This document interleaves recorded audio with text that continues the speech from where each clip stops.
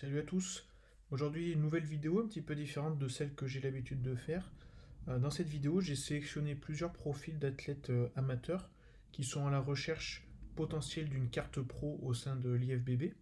Donc je vais commencer avec Nick Walker, donc, qui est coaché par Matt Jensen et qui a seulement 25 ans et qui donc vise la carte pro cette année, même si là encore on reste sur la même problématique. Donc Nick Walker, il est énorme, il n'y a rien à dire là-dessus.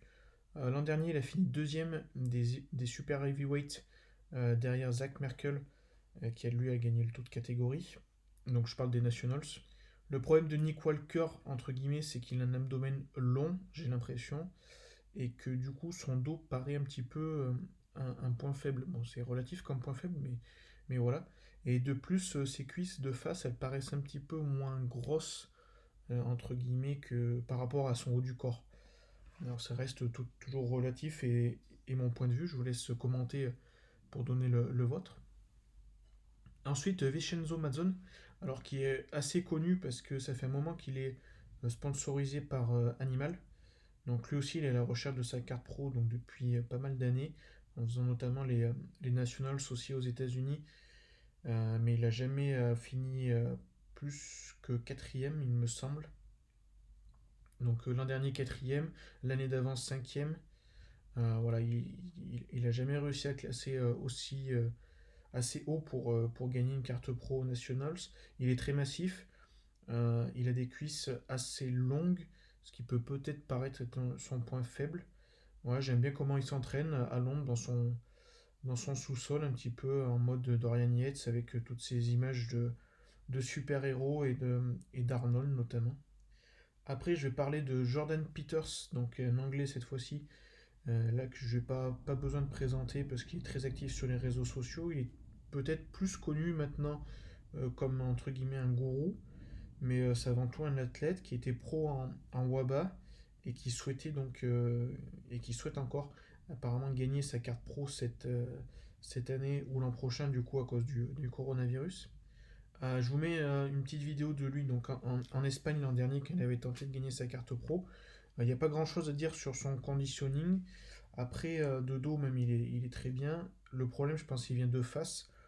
D'ailleurs, c'est ce qu'il lui a reproché sur pas mal de forums US. C'est sa sangle abdominale qu'il a du mal à contrôler. Et, euh, et donc, il est trollé un petit peu là-dessus, hein. Certains le comparent avec Palumbo. Toujours à l'international, Francisco Barrios, coaché par Patrick Tuor. Ça fait pas mal d'années qu'il est coaché par Tuor. Il cherche sa carte pro aussi depuis pas mal d'années, entre guillemets. Alors il est jeune, il a que 25 ans. Il avait fait Monsieur Olympia Amateur en 2018, il l'a refait en 2019. Il a fait les Monsieur Olympia aussi South America, Arnold Classic South America. Pour l'instant, il n'a pas réussi à gagner le tout de catégorie qui lui donnerait sa carte pro, mais à mon avis, c'est vraiment qu'une question de temps pour lui. Ensuite, on va parler de phénomènes beaucoup plus connus des réseaux sociaux. Larry Wills pour commencer. Donc, pas besoin de le présenter également. Il avait fait une compète en bodybuilding et une PC qu'il avait gagné. Alors, c'est pas forcément la plus révélatrice, hein. Le niveau était pas fou, comme je vous laisse voir. Euh, Après, honnêtement, avec toutes ses blessures, tout ce qu'il investit dans la force, le strongman, euh, il y a clairement peu de chances pour qu'il ait de la suite dans le bodybuilding. Je pense pas d'ailleurs que ça l'intéresse. Son business, il est bien ailleurs et c'est bien plus lucratif. Et puis, il est aussi tellement performant en force que pour lui, c'est mieux de rester là-dessus. Autre phénomène des réseaux sociaux, Callum Van Moger, donc là aussi, pas besoin de le présenter. Euh, il n'y a pas si longtemps que ça, mine de rien, il était quand même Monsieur Univers de la WFF. Il avait été reconnu mondialement grâce à sa vidéo euh, où à l'époque il était encore en Australie et pour sa ressemblance avec Arnold Schwarzenegger à l'époque. Euh, donc voilà, il avait prévu cette année de faire la compétition de Jay Cutler, donc une compétition amateur. Je suis pas sûr qu'elle donnait une carte pro pour autant, ou si c'était plutôt une qualification, elle donnait une qualification pour les nationals, je sais pas vraiment. Bon, le problème de Kaloum, c'est toutes ces blessures qu'il a eues, hein. Je vous laisse regarder le documentaire Netflix sur lui, où vous pourrez découvrir donc comment il s'est blessé au quadriceps, comment il s'est blessé au biceps. Donc voilà, Je pense que ça va être dur d'aller chercher une carte pro pour lui avec ça. De plus, je suis pas sûr qu'il soit vraiment à fond dans la recherche d'une carte pro. Je pense que le bodybuilding, il le fait par plaisir. Il est doué pour ça. Et pour lui, ça suffit largement de... Tant qu'il prend plaisir sur scène, ou même pas sur scène à l'entraînement, ça lui suffit, je pense.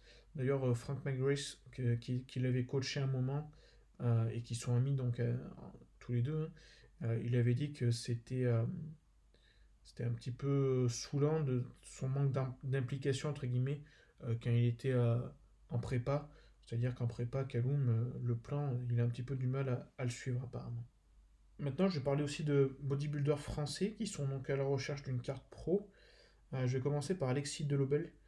Donc, dans les petites tailles, un petit peu comme Barrios. Euh, donc, lui, il concourt en moins de 80 kilos. Alexis, il avait fait top de Colmar. Il a gagné sa catégorie sur des NPC en Angleterre et en Islande. Malheureusement, pas de carte pro parce qu'il n'a pas gagné les overalls à chaque fois. Euh, il était coaché à un moment par Neil Hill. Depuis, il a changé de coach. Et normalement, il a prévu de revenir avec un poids plus élevé sur scène. Je crois bien, pas forcément en 2020 ni en 2021. Il comptait justement prendre du temps pour bâtir un petit peu plus de poids. Donc voilà, j'espère pour lui qu'il obtiendra sa carte pro. Alors, autre français carte pro, c'est Dylan Duriez.